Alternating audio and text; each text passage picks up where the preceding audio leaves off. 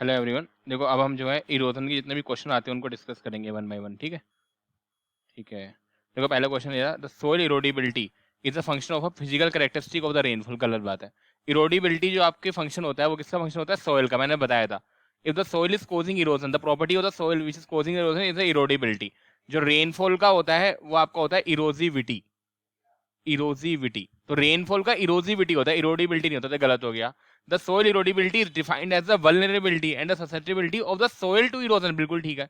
It's the vulnerability of the soil itself. तो आप ये बोल सकते हो statement one is false but the statement second is true. ये बिल्कुल ठीक है। ठीक है, तो ये क्लियर हुआ। नेक्स्ट पढ़ते हैं।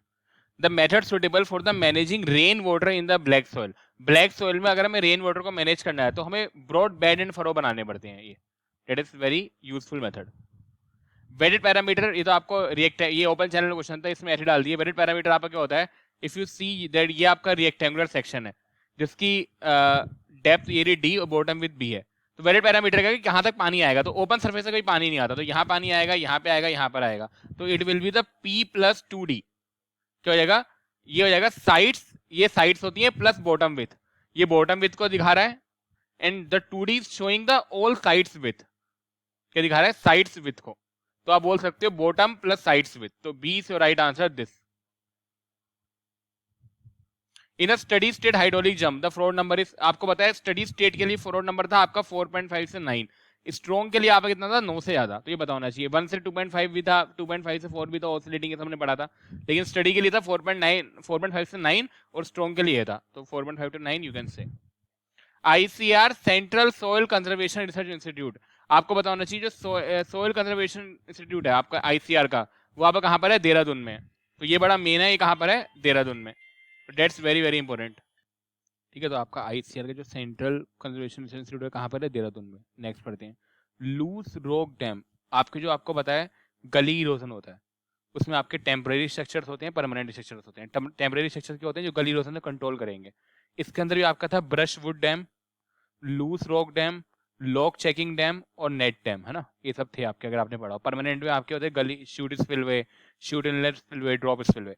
तो उन्होंने पूछा लूज रॉक डैम किससे कंट्रोल कर रहे हैं? गली इरोजन को। परमानेंट टेम्पररी कर रहे हैं, लेकिन दीज आर टेम्पररी स्ट्रक्चर या फिर semi permanent structure which are used to control the किसको? Gully erosion. तो इसको भी नहीं, इसको भी नहीं, इसको, ये ठीक है। The provision of the emergence spillway in a farm pond, आपको पता है ये फार्म पॉन्ड था, इसमें दो स्पिलवे लगे होते हैं। तो मैकेनिकल स्पिलवे, मैकेनिकल स्पिलवे होता है if you are having extra amount of the water to release, अगर हमें extra amount of the water को रिलीज करना है तो मैकेनिकल स्पिलवे का यूज करेंगे। इमरजेंस स्पिलवे क्या है?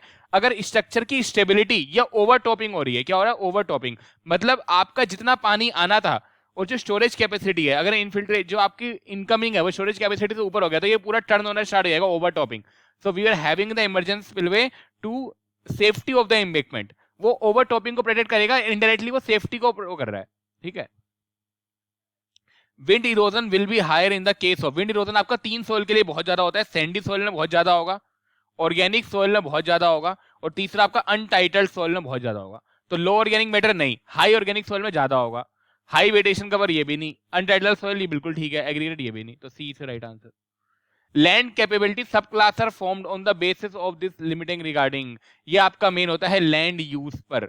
लैंड यूज के अंदर बहुत सारी चीजें आ सकती हैं, स्लोप वगैरह, मतलब primarily classification based on the land use. 8 classes होती हैं, first, second, third, fourth, fifth, six, seventh, eighth. ये अगर आपको बताओ, ये वाली कल्टीवेशन इनमें हो सकता है स्टार्टिंग की 4 में, लास्ट की 4 में कल्टीवेशन नहीं होता।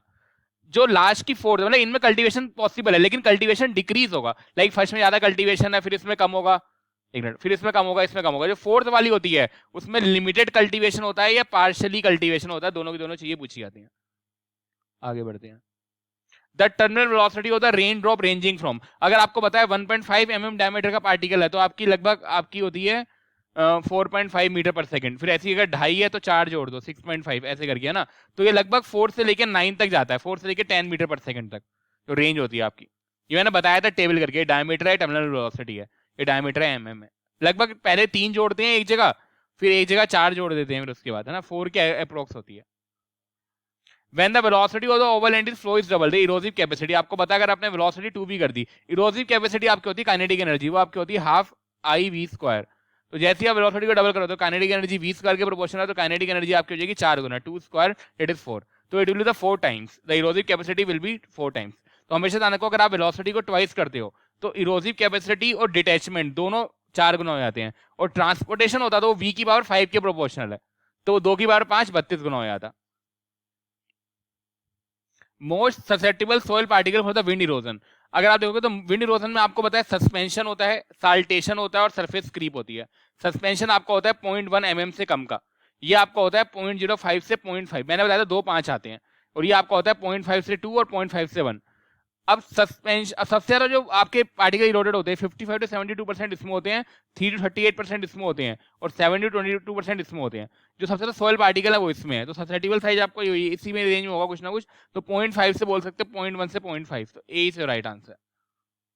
वैसे भी इनमें सबसे छोटा साइज जो होगा, देखो इस क्वेश्चन में सबसे छोटा साइज जो बनता है, क्योंकि जितना बड़ा साइज होगा उतना टफ है उसको इरोड होना, तो जितना छोटा होगा वो आराम से उड़ के चला जाएगा, तो सबसे छोटा यही है, तो यही होगा answer. A typical sand dune has a steep slope in a lean and देखो सैंड ड्यून क्या होता है, आपके सोइल के पार्टिकल्स जो हैं उठ के एक स्थान से दूसरे स्थान पे आ जाते हैं सेमी एरिड रीजन में। सेमी एरिड रीजन में सोइल के पार्टिकल्स जो हैं एक उठ के यहाँ पर आएंगे बल्कि में और एक ट्रायंगुलर शेप बना लेंगे, जिसको सैंड ड्यून बोलते हैं। ये आपका सेमी एरिड रीजन में होता है, ये विंड इरोजन की प्रॉपर्टी है। इसकी लीनवर्ड स्लोप जो होती है 30 डिग्री होती है, और जो विंडवर्ड स्लोप होती है 5 से 10 डिग्री होती है, तो लीनवर्ड साइड में 30 डिग्री हो जाएगा। Land capability classification is important for the watershed management. Which of the following which are true?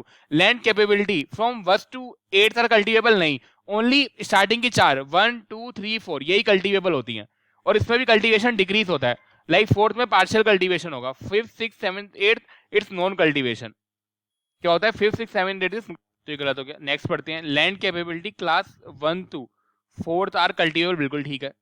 Land capability from 1 to 6 need treatment for the proper cultivation, that like आप बोल सकते हो कि 1 से 4 तो फिर भी है, लेकिन 4 से 6 वालों को चाहिए, तो ये भी फिर भी ठीक है। The class 1 does not have any serious problem, ये भी ठीक है। क्लास 1 तो सुटेबल है, देखो ये सबसे ज्यादा सुटेबल है कल्टीवेशन के लिए, थोड़ा सा उससे कम है फिर भी अच्छी है, ये थोड़ा सा उससे कम है फिर भी ठीक है, और यहाँ पे पार्शली और लिमिटेड है, मतलब ये चारों में फिर भी कल्टीवेशन पॉसिबल है, यहाँ पे तो कल्टीवेशन पॉसिबल ही नहीं है, बहुत ज्यादा मेहनत करनी पड़ेगी। 8th वाले में तो बिल्कुल नहीं है, सिर्फ वाइल्ड फॉरेस्ट्री वगैरह के लिए यूज होता है। And the class 8 land cannot B put, तो कल्टीवेशन बिल्कुल ठीक है, 8th वालों को कल्टीवेशन कर ही नहीं सकते, तो आप बोल सकते हो B C D is absolutely correct. लेकिन डी में अच्छा ये होता अगर इसमें ये लिखते कि क्लास 2nd से लिखते हैं, फर्स्ट वाले में जनरली ट्रीटमेंट नहीं चाहिए होता, फिर भी ठीक है, B C D is are the correct.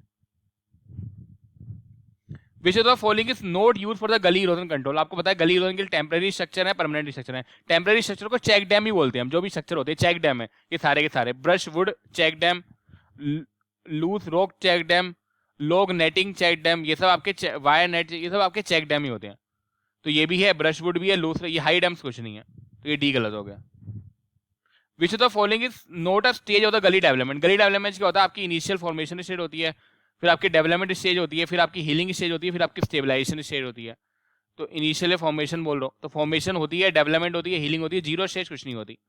तो which is not zero is not stage.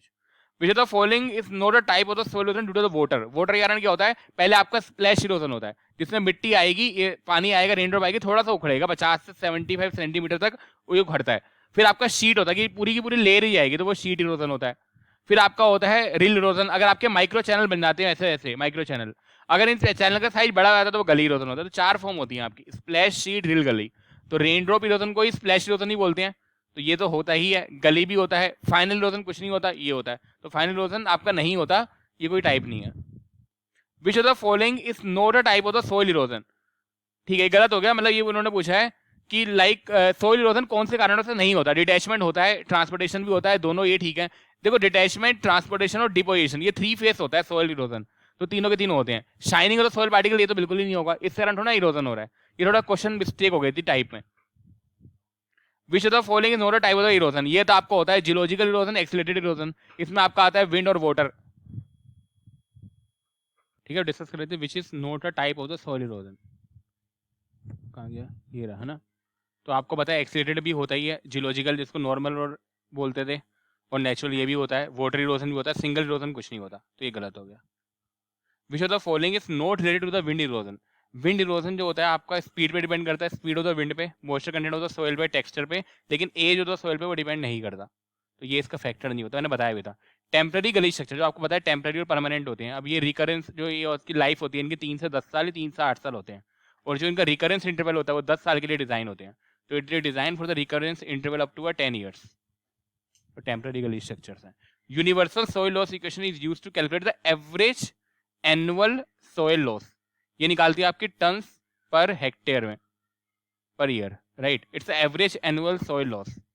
तो एवरेज एनुअल सोइल लॉस बिल्कुल ठीक है, वीकली नहीं है, डेली नहीं है, मंथली नहीं है, एनुअल होता है। द गली development is included in how many stages? 4 stages. आपकी पहले फॉर्मेशन स्टेज होगी, फिर आपकी डेवलपमेंट स्टेज होगी, फिर आपकी हीलिंग स्टेज होगी, और फिर आपकी स्टेबलाइजेशन स्टेज होगी, ठीक है। तो आपका ये हो जाएगा only 4 stages, this C. Which of the following is due to the wind erosion? Wind erosion के कारण क्या होता है? Sand dune. सैंड ड्यून क्या होता है? आपके सोल के पास जो सैंड के particles, only sand particles which are transporting from one place to another place, और एक जगह जाके इकट्ठे हो जाते हैं ट्रायंगुलर फॉर्म में। इसकी लीनवर्ड स्लाइड की स्लोप 30 डिग्री होती है, उसकी 5 से 10 डिग्री होती है। ये सैंड पार्टिकल्स होते हैं, ये आपके एरिड और सेमी एरिड रीजन में पाए जाते हैं। किसमें? एरिड और सेमी एरिड रीजन में। सैंड ड्यून जो है आपकी, ये विंड इरोजन से रिलेटेड होती है। गली इरोजन इज एडवांस स्टेज। आपको पता है पहले स्प्लैश होता है, फिर शीट होता है, फिर रिल होता है, फिर गली होता है। तो गली is advance stage of reel erosion. जब रिल इरोजन को माइक्रो चैनल इरोजन ही बोलते हैं। जब रिल इरोजन का साइज जो होता है बहुत बड़ा हो जाता है चैनल का, तब वो गली इरोजन बनता है। So it's a last stage of the water erosion. ये लास्ट स्टेज है वाटर इरोजन की, और एडवांस स्टेज है रिल इरोजन की। तो rill is right answer. Wind erosion is more common. आपको पता है विंड इरोजन कहाँ पे ज्यादा होगा? जो आपका सैंडी सोइल है, जिसको नॉन कोहेसिव सोइल ही बोलते हैं, या लो कोहेसिव सोइल, वहां पे ज्यादा होता है, और क्ले सोइल में आपका कम होता है। ऐसी डिटैचेबिलिटी पूछी जा रही है, डिटैचेबिलिटी आपकी सैंडी सोइल में ज्यादा होती है और क्ले सोइल में कम होती है। ऐसी ट्रांसपोर्टेबिलिटी उल्टा, कि क्ले सोइल में ज्यादा होगी और सैंडी सोइल में कम होगी। विंड इरोजन की बात करें तो कोहेसिव सोइल में नहीं होगा, नॉन कोहेसिव सोइल में बिल्कुल ठीक है, ये भी नहीं और ये भी नहीं। इन the splash erosion the rain drop energy acts in the form of, आपको पता है जो रेन ड्रॉप एनर्जी होती है वो काइनेटिक एनर्जी की फॉर्म में एक्ट करती है। क्योंकि देखो रेन ड्रॉप कितना इंपैक्ट करेगी, ये मिट्टी है, जैसे ही इंपैक्ट करेगी तो ये काइनेटिक एनर्जी पे डिपेंड करती है। Kinetic energy is a function of the intensity itself. इसके दो फॉर्मूले थे, एक तो था 210.3 प्लस 89 log 10 आई। ये तब काम करते हैं जब आपकी आई सेंटीमीटर पर आर में है, और आपकी जो काइनेटिक एनर्जी वो metric tons divide by hectare centimetre में आएगी।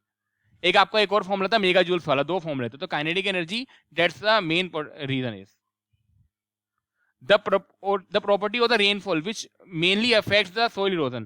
जो सबसे ज्यादा मेनली इफेक्ट करती है वो होती है इंटेंसिटी, कितने इंटेंसिटी से रेनफॉल आ रही है, because the kinetic energy is the main that is causing the erosion, and the kinetic energy is the function of the intensity itself.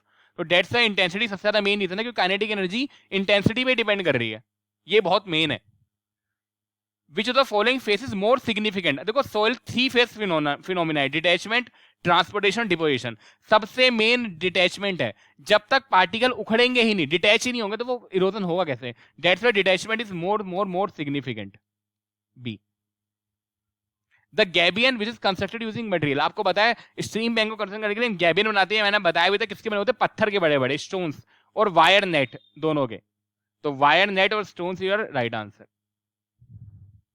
The prismoidal formula is used to calculate. आपको पता है earthwork का volume निकालते थे हम वहां पे बहुत सारे फॉर्मूले होते थे, एक आपका प्रिज्मोइडल फॉर्मूला भी होता था, 4 पॉइंट मेथड ऑफ प्रिज्मोइडल वाला। तो प्रिज्मोइडल आपका होता है अर्थवर्क के वॉल्यूम निकालने के लिए। बी, ये हमने लैंड ग्रेडिंग में पढ़ा था। Removal of the thin and Fairlie uniform layer on the land surface by the run of water. आपको पता है शीट इरोजन होता ही यही है, पानी गिरा आपका तो एक तो रेन ड्रॉप इंपैक्ट कर रही है, मिट्टी उखड़ रही है, प्लस आपका फ्लो भी हो रहा है ओवर लैंड। तो यू यहाँ पे एक पार्टिकल ना उखड़ के पूरी शीट रिमूव कर रही है। You are a thin layer of the sheet which is getting removed. That is known as sheet erosion. A highly intensity rainfall causes severe erosion because of the। अब कोई अगर रेनफॉल बहुत ज्यादा है तो ज्यादा डिटैचमेंट होगा, बिल्कुल ठीक है। रन ऑफ जनरेशन ज्यादा होगा, बेटर ट्रांसपोर्टेशन होगा, तो ऑल ऑफ द अबव, बिल्कुल ठीक है। ये तो जनरल क्वेश्चन होते हैं। Freeboard is provided to prevent the embankment. आपको पता है फ्री बोर्ड क्यों? आपको मान लो कि इम्बैकमेंट ऐसा इतना पानी कर सकते हैं, फ्री बोर्ड इसलिए कर सकते हैं ताकि इसकी लाइक हाइट ज्यादा रहे और इसको ओवर टॉपिंग से बचाया जा सके। ओवर टॉपिंग बड़ा मेन है। Free board is provided for the over topping, पलटने से बचाने के लिए। Strip cropping consist of the alternate. आपको पता है स्ट्रिप में क्रॉप करते हैं, मतलब अल्टरनेट क्रॉप्स को उगाते हैं। अल्टरनेट क्रॉप में एक होता है कि एक तो इरोजन रेजिस्टेंट क्रॉप होगी और एक इरोजन परमिटिंग, मतलब एक क्रॉप में इरोजन हो, परमिट हो तो कोई बात नहीं, लेकिन एक तो इरोजन रेजिस्टेंट होनी चाहिए। तो that's why we having the two crop system, that is erosion permitting and erosion resistant. ये क्रिएटिंग नहीं, परमिटिंग एंड इरोजन टॉलरेटिंग ये भी नहीं, resistant and permitting. See the controlling of the soil erosion is vital for, ये आपका sustainable agriculture इसके लिए भी है, क्रॉप प्रोडक्टिविटी के लिए भी है, सेडिमेंटेशन सबके लिए है। द मल्चिंग, आपका मल्च क्या होता है, मान लो कि लैंड है, आपने वेजिटेशन कवर यहाँ पे बिछा दिया, तो आपका क्या हो गया, मल्चिंग हो गई। यहाँ पे मल्चिंग का मतलब है आपने घास फूसा यहाँ पे बिछा दिया है, अब जो भी मॉइस्चर है वो आपको कंजर्व रहेगा। तो कंजर्व मॉइस्चर सबसे मेन होता है, मॉइस्चर को कंजर्व करना। आपका पानी जो है, आपका जो सोल का मॉइस्चर लेवल है, जब आपने पत्ते बिछा दिए यहाँ पर, तो मॉइस्चर आपका क्या होगा, ऊपर नहीं उड़ेगा, बिकॉज एटमॉस्फेयर इससे इफेक्ट नहीं कर रहा, टू कंजर्व द मॉइस्चर। तो कंट्रोलिंग सोइल इरोजन ये भी बिल्कुल ठीक है, मॉइस्चर कंट्रोल करता है, ये प्राइमरी रीजन है। लेकिन और क्या होता है, इरोजन कंट्रोल करता है, वीड कंट्रोल करता है, but the primary reason is the soil. तो दो क्वेश्चन बनते हैं, अगर प्राइमरी रीजन पूछा है to conserve the moisture, but the advantage are controlling the erosion as well as the weed control. तो ये भी ठीक है, ये भी ठीक है, all of the the primary purpose of the contour farming in the low rainfall. अगर लो रेनफॉल में हम कंटूर फार्मिंग कर रहे हैं, इसका मतलब क्या, हमें हमें क्या करना है, हमें कंजर्व करना है रेन वाटर को। हम रेन वाटर को बचाना है, लो रेनफॉल रीजन है, कभी भी बारिश होती है, तो वहां पे हम जितना पानी बचा के रखेंगे, इसलिए कंटूर फार्मिंग कर रहे हैं, to conserve the rain water. Gully plug, देखो आपको पता है गली बनती है ऐसे करके, लाइक वी शेप गली होती है, यू शेप गली होती है। तो इसमें क्या होती है, वी शेप गली में वेलोसिटी बहुत ज्यादा होती है, तो to reduce the velocity of this gully, तो हम गली प्लग यूज करते हैं to reduce the velocity, reducing the flow velocity we use the gully plug. The term erosivity, देखो दो टर्म आपके होते हैं, एक होता है इरोसी, ये इरोसिविटी है, एक होता है इरोडिबिलिटी। ये आपकी होती है सोइल की प्रॉपर्टी इरोजन के लिए, ये आपकी होती है रेनफॉल की property. So it's a properties erosive potential of the rainfall. ये इरोसिव पोटेंशियल है कि रेन कितना इरोजन करेगी। एक मिनट, क्या हो गया, चल नहीं था पेन, हाँ चल गया। Erosion potential of the rain, कितना रेन इरोजन करेगी, और ये सोइल कितना इरोजन करेगी, इरोडिबिलिटी है। इरोजन रेजिस्टेंस नहीं है, इरोजन पोटेंशियल है, ये भी ध्यान रखना रेनफॉल का। B geological erosion, geological erosion होता है एक्सीलरेटेड इरोजन। जियोलॉजिकल इरोजन को हम नॉर्मल और नेचुरल इरोजन ही बोलते हैं। ये आपका स्वतः होता है, एक्सीलरेटेड इरोजन आपका होता है मैन मेड एक्टिविटीज से, ये ज्यादा होता है, इट्स एक्सेस होता है जियोलॉजिकल इरोजन। और एक्सीलरेटेड इरोजन के कारण आपका सोइल डिग्रेडेशन होता है। ये पूछा जाता है सोइल डिग्रेडेशन किस कारण होता है, एक्सीलरेटेड इरोजन के कारण। और इन दोनों में कौन ज्यादा होता है, एक्सीलरेटेड इरोजन जियोलॉजिकल इरोजन ज्यादा होता है।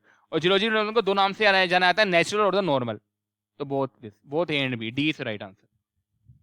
The sources of the soil detachment in the splash erosion, नहीं सबसे ज्यादा देखो स्प्लैश में ये डिटैचमेंट हो ही क्यों रहा है, क्योंकि रेन ड्रॉप इंपैक्ट कर रही है, because of the rain drop impact we are having this. So rain drop is the main primary reason. The life of the reservoir is depend upon the, ये depend करता है sediment concentration पर, sediment की concentration कितना है, run of volume पर, ये बड़ा मेन है। The following is considered as a agronomical major.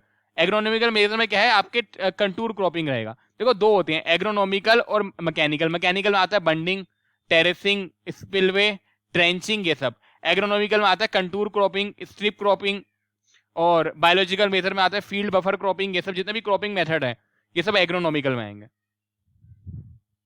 अननेटिवा वो द गली, अगर आपकी ऐसी गली में जाए, इसको बुलाया था रेवाइन, रेवाइन एरिया, बी से right answer. Engineering method to control the soil, engineering के आपके होते हैं मेन बंडिंग, टेरेसिंग, स्पिलवे, ये सब। तो you can say the graded contour and the graded bunding. अब बंडिंग में भी दो होते हैं, कंटूर, ग्रेडेड बंडिंग, टेरेसिंग में भी होते हैं, बेंच टेरेसेस, ये सब। तो वेजिटेशन बैरियर तो नहीं, जब भी आपके पेड़ पत्ते बिछाएंगे वो एग्रोनॉमिकल में आएगा। कि आप एग्रीकल्चर प्रैक्टिस कर रहे हो, पेड़ पत्तों को बिछा रहे हो, इंटरक्रॉपिंग ये भी एग्रोनॉमिकल है, ये भी एग्रोनॉमिकल है। तो ये आपका मैकेनिकल है, तो सी से राइट आंसर।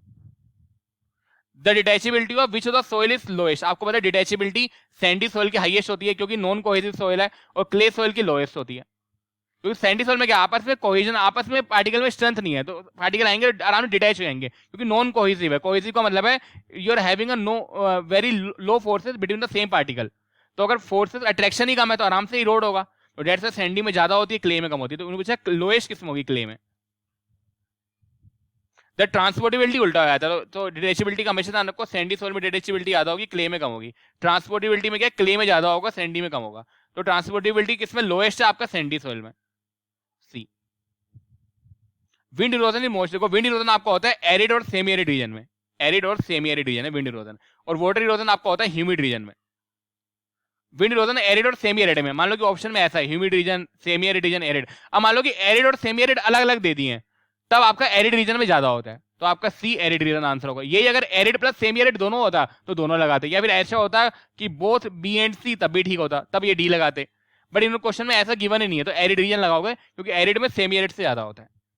सिल्वी पास्चर, ये आपका होता है ग्रोइंग ट्रीज और ग्रासेस। आप ग्रासेस को, जो पेड़ थोड़े हैं, और ट्री को, दोनों को एक साथ उगाना ही सिल्वी कल्चर है। Silviculture is growing trees and grasses. The practice of the soil protection and the flood control are, ये आपकी होती है अफोरेस्टेशन, ये भी ठीक है। Encourage deep rooted plants, controlling on the grazing and planting, सभी ठीक है। जितना आप सॉइल प्रोटेक्शन ये क्या करोगे तो उतना ही सॉइल प्रोटेक्शन होगा। लूज रॉक फिल डैम, ये तो बताइए आपको, लूज रॉक फिल डैम किसके होते हैं? गली इरोजन के टेम्पररी स्ट्रक्चर्स होते हैं। It will control the gully erosion, ए ये तो बता ही चुका हूं। Run off sample is collected है, आपको पता है रन ऑफ सैंपल के लिए आपके दो चीज होती है, रन ऑफ या सेडिमेंट सैंपलिंग के लिए आपके पास एक आपका होता है क्वेश्चन व्हील, एक आपके पास होता है multi slot divisor, multi slot divisor, ये दोनों।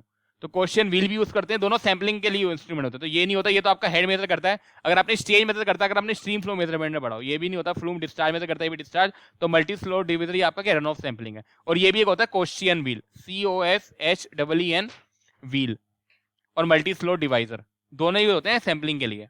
इन USLE the component which indicate the erosivity, आपको पता है RKLSCP, ये आपका टोपोग्राफी फैक्टर होता है, ये रेनफॉल इरोसिविटी फैक्टर होता है, ये सॉइल इरोडिबिलिटी फैक्टर होता है, ये क्रॉप मैनेजमेंट फैक्टर होता है, ये सॉइल कंजर्वेशन प्रैक्टिसेस फैक्टर होता है। इसकी वैल्यू 0 से 1 के बीच में होती है, इसकी वैल्यू 0 से 1 के बीच में होती है। इसकी वैल्यू 0.003 से 0.1 होती है, 0 से 1 होती है। 0.003 होती है आपकी ग्रासी लैंड के लिए, 1 आपका होता है कंटिन्यूअस फैलो लैंड के लिए। फैलो 1 का मतलब है हाईली इरोडेबल, 0 का मतलब है लो इरोडेबल। इन्होंने पूछा है इरोसिविटी कौन सा दिखाता है? R, तो इरोसिविटी R दिखाता है। गली इरोजन यूजली ऑकर्स, ये आपका जनरली अनकल्टिवेटेड लैंड में होता है, uncultivated land B. The class fourth आपका होता है पार्शियली कल्टीवेशन। देखो 1 में अच्छा कल्टीवेशन होगा, सेकंड में भी ठीक होगा, थर्ड में मॉडरेटली गुड होगा, फोर्थ में पार्शियली कल्टीवेशन होगा, लेकिन पार्शियली या लिमिटेड। तो लिमिटेड या partially cultivation, partially suitable for the cultivation. Suitable for the cultivation आपके होते हैं 1 वाले, 1 या सेकंड। नॉट सुटेबल आपका होता है 8th वाला, लास्ट वाला। सोइल डिग्रेडेशन, मैंने बताया था सोइल डिग्रेडेशन आपका मेन होता है एक्सीलरेटेड इरोजन से। जितना ज्यादा आपका वाटर एक्सीलरेटेड इरोजन होता है, ज्यादा इरोजन, ठीक है ना, मैन मेड एक्टिविटी से होता है। तो ये आपका होता है एक्सीलरेटेड इरोजन कारण। C for a watershed the universal soil loss equation compute the average annual soil loss. तो बी से राइट आंसर। सेडिमेंट यील्ड, आपको पता है सेडिमेंट डिलीवरी रेशियो, मैंने बताया सेडिमेंट डिलीवरी रेशियो क्या होता था? Sediment yield divide by the gross soil loss, gross soil loss. तो सेडिमेंट यील्ड क्या हो जाएगा? SDR into gross soil loss. तो sediment yield to the sediment delivery ratio into the gross soil loss, सब product of the gross erosion to the delivery ratio. बिल्कुल ठीक है, डिलीवरी रेशियो है और ये ग्रोस इरोजन है, इन दोनों का। और SDR की वैल्यू 0 से 1 के बीच में होती है। फिर आपका एक आया था सैंड ड्यून, वो आपको होता था कि सेडिमेंट यील्ड कितना है पर यूनिट एरिया में, sediment yield per unit area, ये आपका सैंड ड्यून होता था। डिडेंडेशन इसको बोलते हैं, डिडेंडेशन। इसकी यूनिट क्या होती थी? ग्राम पर सेकंड या मीटर पर सेकंड या metre cube divide by metre square पर सेकंड, ये सब चीजें पता होना चाहिए। Soil erosion in geological erosion, आपको पता है जियोलॉजिकल नेचुरल इरोजन होता है, नॉर्मल इरोजन ये स्ट्रीम वैली में होता है। एक्सीलरेटेड आपका मैन मेड एक्टिविटी कारण, तो जियोलॉजिकल इरोजन आपका कम होगा एक्सीलरेटेड इरोजन से, ये कम होता है, ये ज्यादा होता है। इस तरह आपकी सोइल डिग्रेड होती है, ये आपका विंड एंड वाटर होता है, तो less than the accelerated erosion. The ratio of the soil loss from a land cropped under the specified condition, ये आपका होता है क्रॉप मैनेजमेंट फैक्टर, कि एक क्रॉप के स्पेसिफाइड क्रॉप के कारण divide by total soil loss from a cultivated land, ये आपको हो जाएगा crop management factor, that is A. The rainfall erosivity index, ये आपका होता है EI30। इरोसिविटी इंडेक्स का मतलब क्या है? EI30, ये रहा EI30। 30 मिनट का मतलब होता है it's a maximum 30 minute intensity rainfall. The soil erosion the 3 phase phenomena, detachment, transportation and deposition, तो इधर 3 फेज फिनोमेना, बी से right answer. The increase in the soil erosion as the wind blows flow, मैंने आपको बताया था जब आपका increase होता है सोइल इरोजन रेट में, वो आपका होता है एवलांचिंग। एवलांच का मतलब ये इंक्रीज होना, जैसे सोइल इरोजन हो रहा है धीरे धीरे, इंक्रीज को एवलांचिंग बोलते हैं। ये रहा the system of the soil and the crop management in the region of the low and the uncertain rainfall, जब आपकी कम रेनफॉल हो रही है तो आप ड्राई फार्मिंग करोगे, क्योंकि ड्राई का मतलब है रेनफॉल है ही नहीं वहां पे, आप ड्राई तरीके से फार्मिंग कर रहे हो। Natural process of a downward and the outward movement of the soil in the deep hill area, अब रेनफॉल में डीप नेचुरल मूवमेंट है इसका, तो ये आपका होता है लैंडस्लाइड इरोजन, ये बड़ा मेन है, D. Land with a very severe limitation suitable for the occasionally cultivation और लिमिटेड कल्टीवेशन, देखो लिमिटेड कल्टीवेशन आ गया ना, और ओकेशनली कल्टीवेशन मतलब लैंड फोर्थ, क्या ये आपका land fourth, that is a partially suitable भी होता है और लिमिटेड भी होता है। यहीं पे देखो 1 2 3 4, इसको लिखोगे, फर्स्ट को ऐसे लिखते हैं, सेकंड ये, थर्ड ये और फोर्थ ये, इन्हीं चारों में कल्टीवेशन पॉसिबल है। लेकिन इसमें सबसे अच्छा कल्टीवेशन होता है, उसमें उससे बेकार, उसमें सबसे बेकार, इसमें पार्शियल, लिमिटेड और ओकेशनली, ये तीनों वर्ड याद करना। The crop strips are laid parallel across the land slope, आपको पता है कि मान लो ये लैंड है, इसकी स्लोप ये रही, अगर मैं पैरेलल में आपकी स्ट्रिप क्रॉपिंग करूं, इसको बोलते हैं आपको field strip cropping. It's a cropping in which the fields are parallel to the each other but at the perpendicular to the direction of the slope. ये आपको होता है field strip cropping. Contour cropping होती है, ये contour पे नहीं होती. कंटूर में क्या आपके ये स्लोप का तो परपेंडिकुलर होंगे लेकिन होगी कंटूर में. बफर में कैसा होता है, बफर में आपका ये मान लो कि कंटूर है, कंटूर पे ही बफर बनाए थे, ये बफर है, ऐसे करके बफर बनाएंगे, लेग्यूल स्लोप लगा देंगे, ऐसे करके बफर बना देंगे ये वाला. विंड स्लोपिंग क्रॉप होती है, ये देखो ये तो लैंड स्लोप के परपेंडिकुलर है. विंड स्ट्रिप क्रॉपिंग में विंड के आपके परपेंडिकुलर रहेगी. The advance and the last stage of the will erosion गली इरोजन. गली इरोजन सबसे लास्ट स्टेज होती है इरोजन की, वाटर इरोजन की. आपको पता है पहला होता है स्प्लैश, फिर आपका होता है शीट, फिर आपका होता है रिल, फिर आपका होता है गली. स्प्लैश को रेन ड्रॉप भी बोलते हैं. इसमें लेयर रिमूव होती है, इसमें माइक्रो चैनल बन जाते हैं और इसकी एडवांस स्टेज ही गली है. और इसको लास्ट स्टेज बोल लो, एडवांस स्टेज और रिल बोल लो. The kinetic energy of rain drop is directly proportional to the kinetic energy आपकी होती है वेलोसिटी की प्रोपोर्शनल के स्क्वायर. तो स्क्वायर और टर्मिनल वेलोसिटी ऑफ रेनफॉल बिल्कुल ठीक है. The mechanical breakdown of the loads due to the collision of the particle with each other. Mechanical breakdown या एट्रीशन आपका होता है, या फिर मैकेनिकल ब्रेकडाउन जो आपके पार्टिकल्स कोलिजन करते हैं, या फिर वेव एक्शन. दोनों ही आपके का एट्रीशन में आते हैं. एट्रीशन का मतलब है ब्रेकडाउन और वेव एक्शन. तो सी से right answer. Any type of barrier for the protection of the wind and refers to the mechanical और the vegetable. Any type of the barrier, वो मैकेनिकल हो वेजिटेशन किसी का ही बना हो तो विंड बैरियर होता है. जो आपका विंड ब्रेक होता है, एक आपका शेल्टर ब्रेक होता है, ये सिर्फ वेजिटेशन का बना होगा, ध्यान रखना. यहाँ पे लिखा है any type of this barrier, mechanical हो ये सब तो विंड ब्रेक आएगा आंसर. ये अगर यहाँ पे लिखा होता है ओनली वेजिटेशन का बना है तो आपका शेल्टर ब्रेक आता है. इसमें 2 रो होती है, इसमें मोर देन 2 रो होती है. ये 60 से 80% को वेलोसिटी को रिड्यूस करता है. इसमें लेंथ टू हाइट रेशियो आपका 10:1 रहेगा शेल्टर ब्रेक में. ये सिर्फ आपका ट्रीज और श्रब्स का बना होता है, और उसमें भी किसका, यूकेलिप्टस एंड बेर का, ये वाला. इसमें 2 रो से ज्यादा होती है, इसमें 2 रो होती है एग्जैक्ट. और ये दोनों perpendicular to the direction of the wind होते हैं, यही perpendicular to the direction of the wind होता है. ये किसी भी मटेरियल का बना होता है, एनी मटेरियल, और ये आपका सिर्फ ट्रीज और वेजिटेशन का बना होगा.